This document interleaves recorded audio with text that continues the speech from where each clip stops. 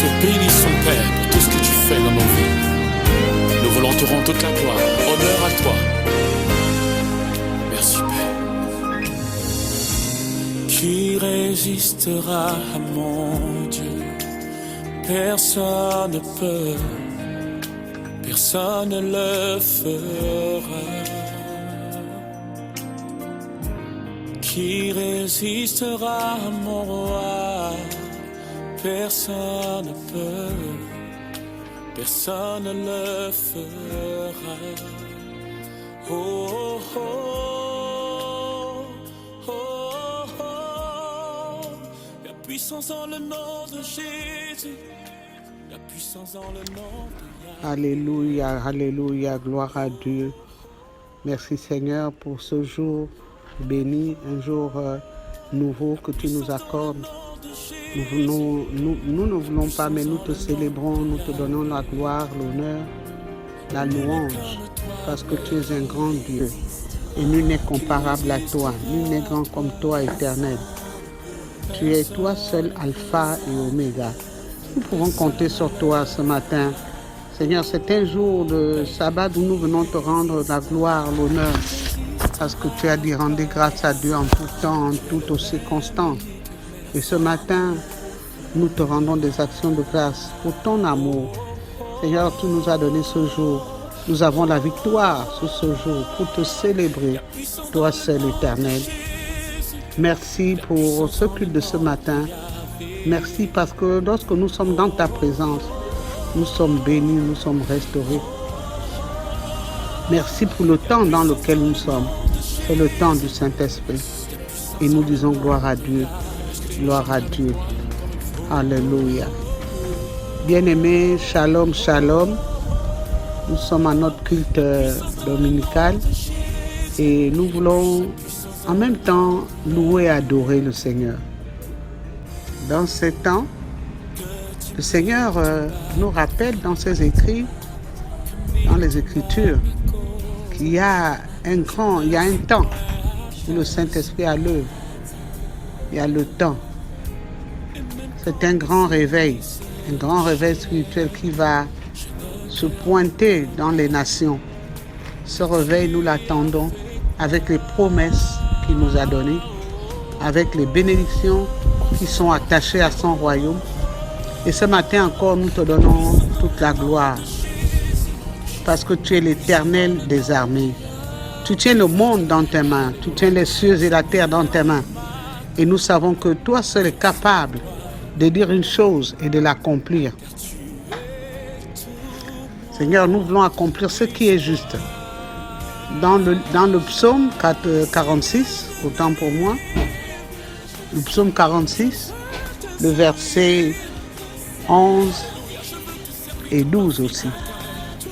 Nous lirons la parole de Dieu dans le psaume au verset 46, psaume 46 au verset 11 et 12. Arrêtez et sachez que je suis Dieu. Je domine sur les nations. Je domine sur la terre. L'Éternel des armées est avec nous. Le Dieu de Jacob est pour nous une haute retraite. Amen. Amen. La Bible nous dit ici que Dieu dit arrêtez. Arrêtez, peuple. Arrêtez et sachez que je suis Dieu.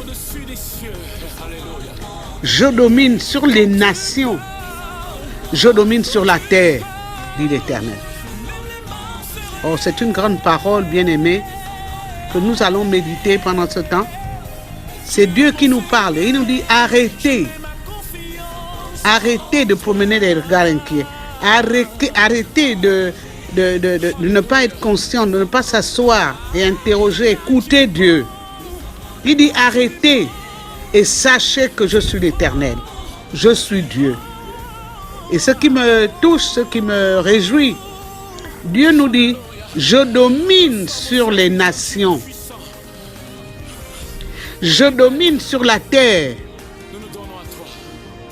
C'est tellement important de savoir que Dieu domine sur les nations. Pendant que les nations ne se tournent pas vers Dieu, mais c'est lui qui domine, parce qu'il en est le créateur.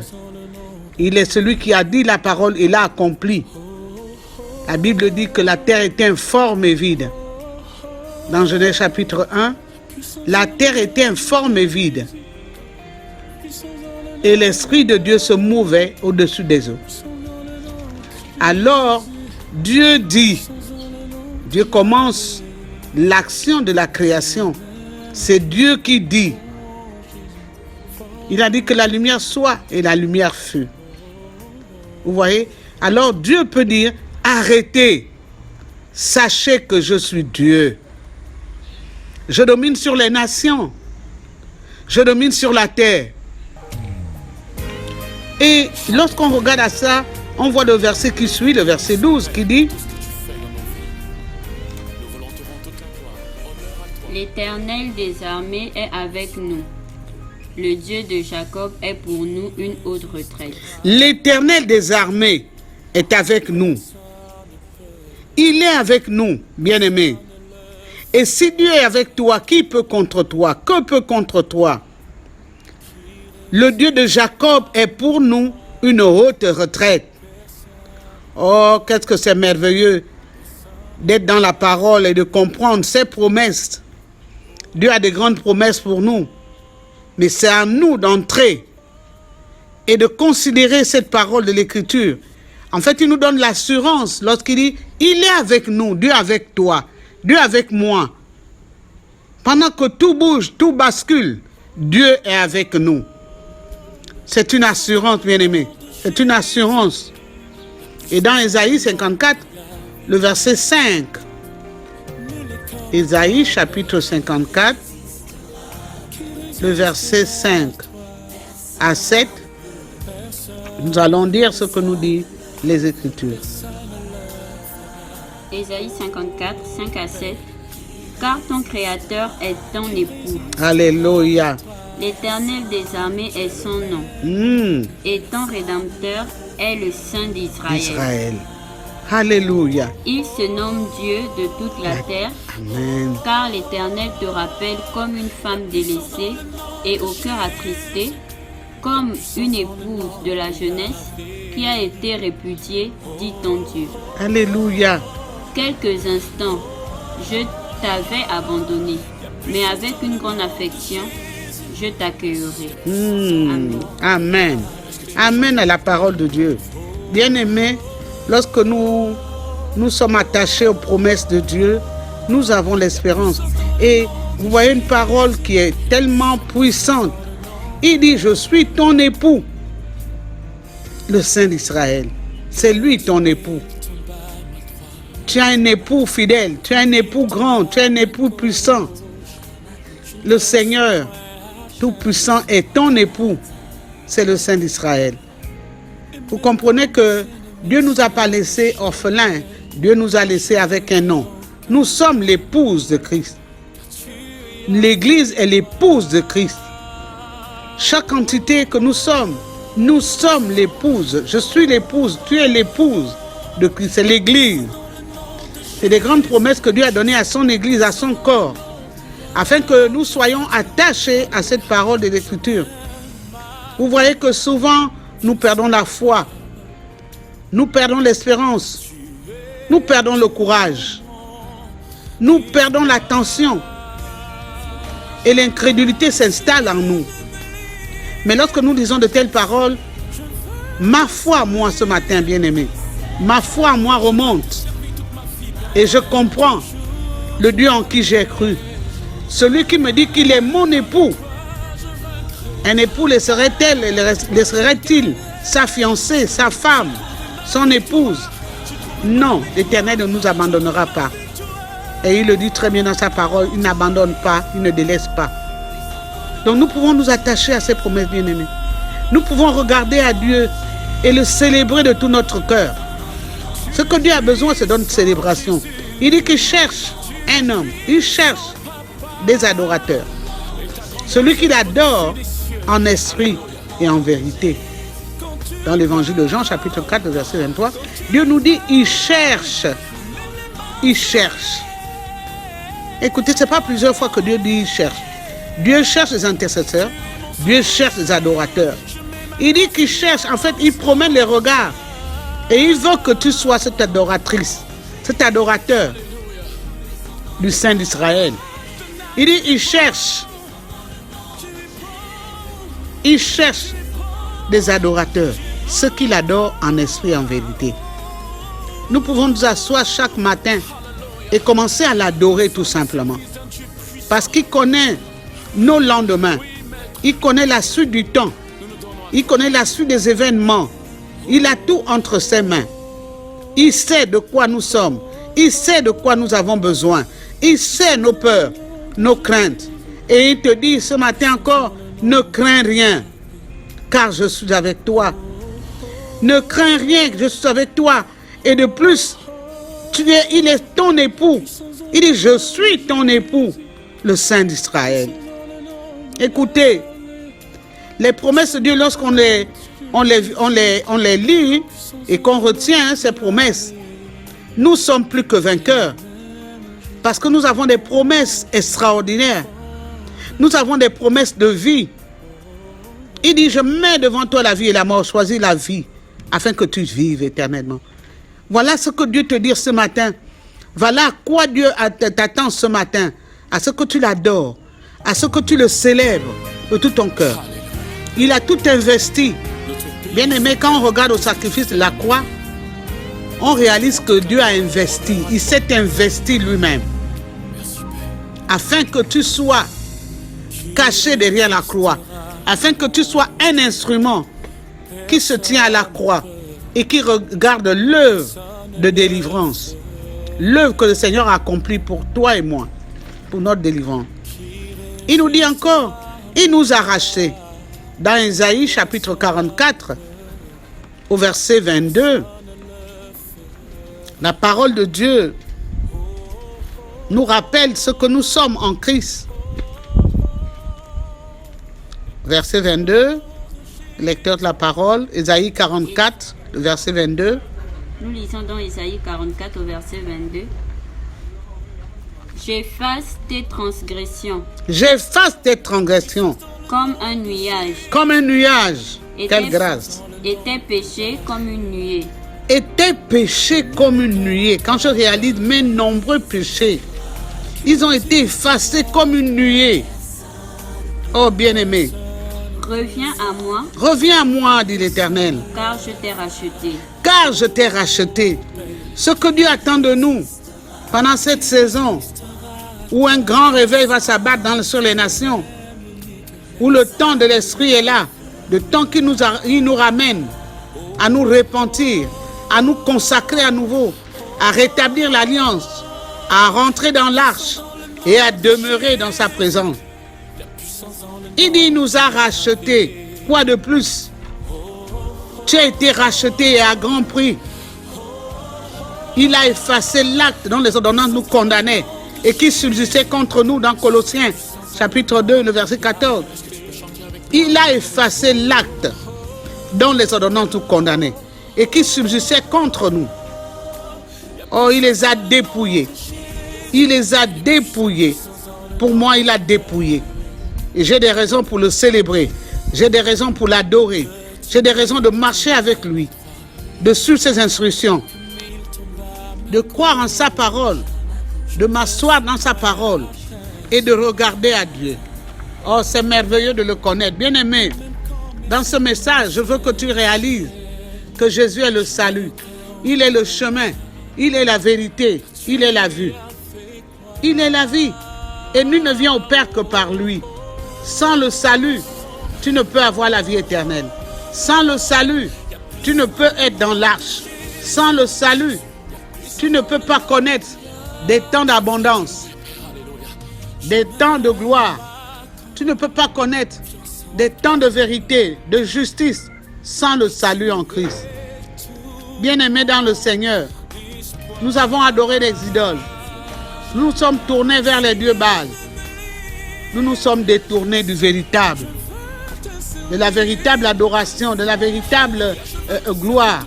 Nous nous sommes détournés. Mais pour peu, il a porté tous nos péchés, il les a effacés. Et il a mis en nous le sceau de son esprit. Il a mis en nous le sceau, le cachet que nous sommes ses enfants, que nous sommes son peuple, que nous sommes les enfants de la maison et que nous devons nous dépouiller du vieil homme. Nous devons nous dépouiller du vieux levain pour être cette Pâque nouvelle comme on venait de le fêter dernièrement et revenir à l'Éternel de tout son cœur. Vous savez, lorsque on lit ces paroles, c'est vrai que nous ne pouvons le faire de nous-mêmes. Nous avons besoin de l'assistance de Dieu. Il dit, personne ne vient à moi si le Père ne l'attire. Donc nous sommes de fois attirés par une parole écoutée par une personne qui vous a annoncé l'évangile, la bonne nouvelle. Je ne parle pas de la mauvaise nouvelle, mais la bonne nouvelle de Christ. Celle qui nous dit que Dieu a tant aimé le monde, il a donné son Fils, afin que quiconque croit en lui ne périsse point, mais qu'il ait la vie éternelle. La vie éternelle est en Christ Jésus. Nous regardons un peu dans l'histoire de Noé. Alors que Noé était tout simplement un sacrificateur de l'Éternel. Il croyait en ce Dieu véritable. Il croyait au culte de l'Éternel. Dans Noé, vous connaissez l'histoire de Noé. Dieu lui a ordonné de bâtir l'arche. Il lui en a donné tous les commandements, toutes les références pour bâtir cette arche. Et d'appeler le monde à entrer dans l'arche afin de ne pas être emporté par le déluge. Bien-aimés, regardez le temps. C'est le temps pour nous d'entrer dans l'arche. C'est le temps pour nous d'épargner nos familles, nos nations, nos peuples, afin d'entrer dans la présence même de Dieu. Mais quand on regarde dans le livre de Genèse, au chapitre 9, on voit que Noé, au chapitre 9 de Genèse, et le verset 1, après toutes ces choses, après que Noé ait obéi à Dieu, je vais faire une synthèse. Noé a obéi à la voix de Dieu. Noé a obéi aux commandements, aux inscriptions de Dieu, aux lois de Dieu pour bâtir l'arche. Noé a évangélisé, mais personne n'était prêt à écouter Noé. Parce que pendant ce temps, les gens se mariaient, les gens buvaient, mangeaient, ils mariaient leurs enfants. Et c'était une célébration sans fin. Et pendant ce temps, Noé interpellait le peuple. Venez entrer dans l'arche. Des temps mauvais arrivent. Dieu veut épargner son peuple. Mais personne n'a écouté. Personne n'a été attentif à la voix de Noé. Personne n'a été attentif à l'appel au salut. Alors Noé est rentré avec sa famille dans l'arche. Et il a obéi à ce que Dieu lui a dit. Que chaque animal soit dans l'arche avec son espèce. Chacun avec son espèce. Afin de pouvoir multiplier, afin de pouvoir augmenter le nombre après le déluge. Mais ce qui m'intéresse au verset 1, c'est que Noé, la Bible dit, Dieu bénit Noé et ses fils. Dieu a béni Noé. Pourquoi? Parce que Noé a accepté l'arche de la présence du Dieu trois fois saint, du Dieu éternel, du Dieu qui vit éternellement. Noé a accepté d'entrer dans l'arche. Alors quand le déluge a commencé, les gens criaient, mais la porte était fermée, l'arche était fermée. Et c'est ce que nous dit Apocalypse dans son chapitre 22. Apocalypse chapitre 22, nous voyons que Dieu interpelle encore. Il interpelle encore son peuple. Au verset 14, Apocalypse chapitre 22, le verset 14. Heureux ceux qui lavent leurs robes. Heureux ceux qui lavent leurs robes. Afin d'avoir droit à l'arbre de la vie. Afin d'avoir droit à l'arbre de la vie. Et d'entrer par les portes dans la ville.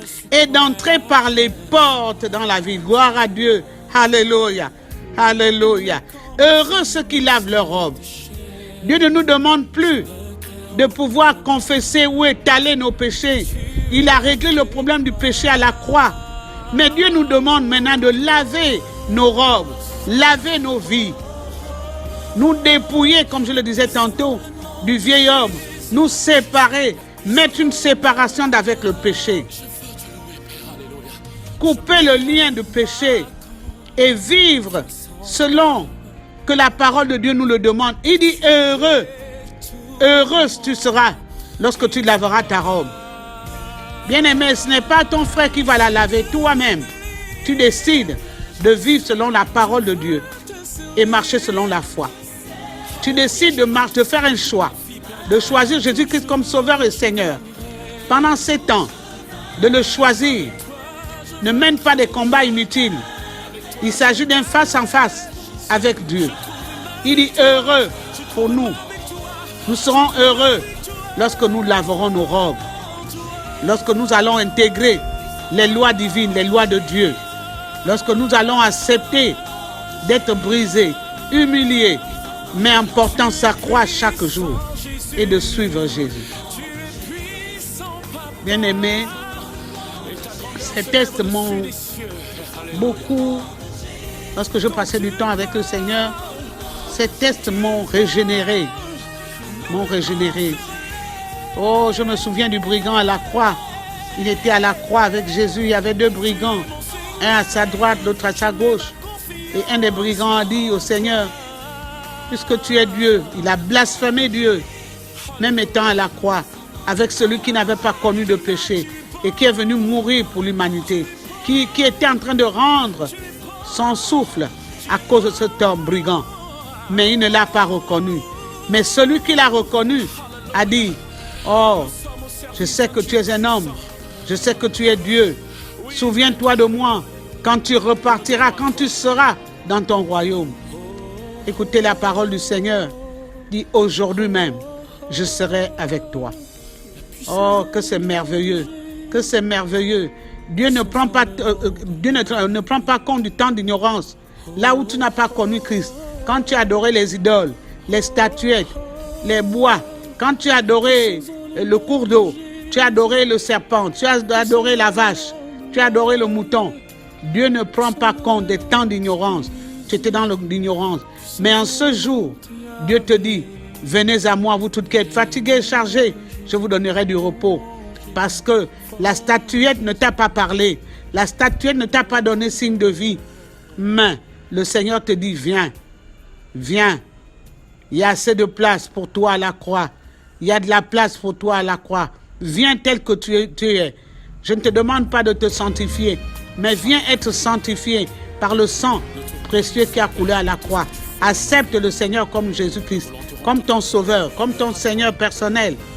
Et tu verras la gloire de Dieu. C'est vrai que nous allons souffrir, comme il le dit, l'apôtre Pierre, dans 1 Pierre chapitre 5, le verset 10. Il dit que celui qui nous a appelés à sa gloire, après que nous aurons souffert un peu de temps, nous affermira lui-même, nous fortifiera et il nous rendra inébranlables. C'est à cette dimension où Dieu veut nous amener. Il a dit, il sait qu'on est faible, il va nous affermir par sa parole. Il sait qu'on est découragé, il va nous fortifier. Comme il a dit à Philippe, dans l'église de Philippe, il a dit, fortifie-toi et prends courage. Il a dit que celui qui est faible se fortifie parce que j'ai tout accompli pour vous à la croix. Il a dit, je puis tout par celui qui me fortifie. Je puis tout par celui qui me fortifie. Et ce matin encore, tu peux dire, je puis tout. Je peux me séparer du vieil homme. Je peux me séparer des ténèbres et marcher dans la lumière. Et être un fils de lumière, être une fille de lumière. Je peux, parce que tu me donnes la capacité d'être une fille de lumière, un fils de lumière. Dans le livre d'Apocalypse, nous allons à la fin. Mon intervention autant pour moi. Apocalypse chapitre 20. J'aime bien ces livres. Je ne vous parle pas des temps de la fin, je vous parle du temps du Saint-Esprit. Nous ne sommes pas à la fin. Dieu lui-même connaît le temps et l'heure où il reviendra. Et je vous parle du salut en Jésus-Christ, celui qui nous a sauvés, qui est mort pour nous, celui qui est venu à la croix. Il a laissé sa couronne et son trône. Il est descendu par amour pour nous sauver. Il est venu par obéissance au salut de l'humanité. Apocalypse chapitre 20, le verset 11 à 15. Apocalypse 20, verset 11 à 15. Puis, je vis un grand trône et celui qui était assis dessus. La terre et le ciel s'enfuirent devant sa face, et il ne fut plus trouvé place pour eux. Et je vis les morts, les grands et les petits, qui se tenaient devant le trône. Des livres furent ouverts, et un autre livre fut ouvert, celui qui est le livre de vie. Et les morts furent jugés selon leurs œuvres, d'après ce qui était écrit dans ces livres. La mer rendit les morts qui étaient en elle. La mort et le séjour des morts rendit les morts qui étaient en eux. Et chacun fut jugé selon ses œuvres. Et la mort et le séjour des morts furent jetés dans l'étang de feu. C'est la seconde mort, l'étang de feu. Quiconque ne fut pas trouvé écrit dans le livre fut jeté dans l'étang de feu. Alléluia. Que Dieu bénisse encore sa parole. Quiconque ne fut pas trouvé écrit dans le livre de vie fut jeté dans l'étang de feu. Bien-aimés, l'amour de Dieu a été manifesté en nous par sa mort, sa résurrection. Et encore plus, il est assis à la droite de Dieu le Père et il intercède en notre faveur. Bien-aimés, ce que je désire et ce que mon cœur désire, c'est que nous soyons tous inscrits dans le livre de vie, que nous soyons dans la nouvelle Jérusalem, à la table des noces, comme l'épouse qui s'est parée, qui s'est préparée. Et nous devons, pendant ce temps, nous préparer et nous parer des bonnes œuvres pour que nous ne soyons pas jetés dans les temps de feu. Bien-aimés, c'est le salut en Christ. Pas le salut à un homme, ou à une église, ou à une communauté, ou à un bishop, ou archibishop, ou archbishop, mais à Jésus-Christ de Nazareth, celui qui est assis éternellement sur son trône. Il reviendra pour juger les vivants et les morts. Mais ce n'est pas là le temps. Nous avons encore le temps. Il use de patience envers nous, afin que tout le monde soit sauvé. Le but de Dieu et sa volonté, c'est que tout le monde parvienne à la connaissance de la vérité. 1 Timothée 2, le verset 4, dit que Dieu veut que tout le monde soit sauvé et parvienne à la connaissance de la vérité. Voilà la volonté de Dieu. Jésus n'est pas mort à la croix et ressuscité pour des morts, mais pour des vivants.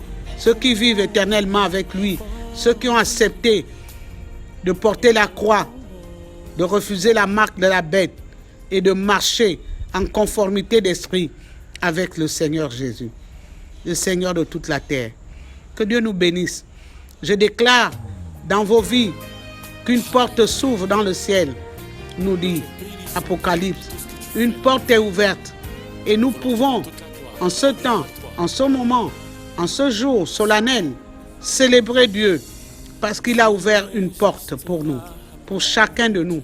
Que nous ayons non pas eu le temps de ne pas être préparés comme ces 5 vierges folles qui n'ont pas gardé leur lampe avec de l'huile et allumée. 3 choses. Veiller sur la lampe, veille sur ta vie, sur la présence de Dieu en toi et marcher par sa parole. Que Dieu vous bénisse en ce jour de célébration à l'Éternel. Que Dieu vous garde et que le nom de Jésus soit célébré. Soyez bénis, vos familles, vos proches, l'Église de Christ, la nation, soyez bénis et témoignez de la grandeur de ce Dieu. Amen, amen, amen. Bon dimanche et célébrez l'Éternel dans vos maisons. Célébrez-le, quel que soit le point de la terre où vous vous trouvez. Célébrez l'Éternel. Il en est digne. Il est digne de recevoir gloire, honneur et louange. Amen. Personne ne le fera. Oh Père, Qui résistera à toi? Personne. Tu es le même, l'unique, personne ne le fera. Oh, oh, oh, oh, oh. Y a puissance dans le nom de Jésus. Y a puissance dans le nom de Yahvé. Oh, oh, oh.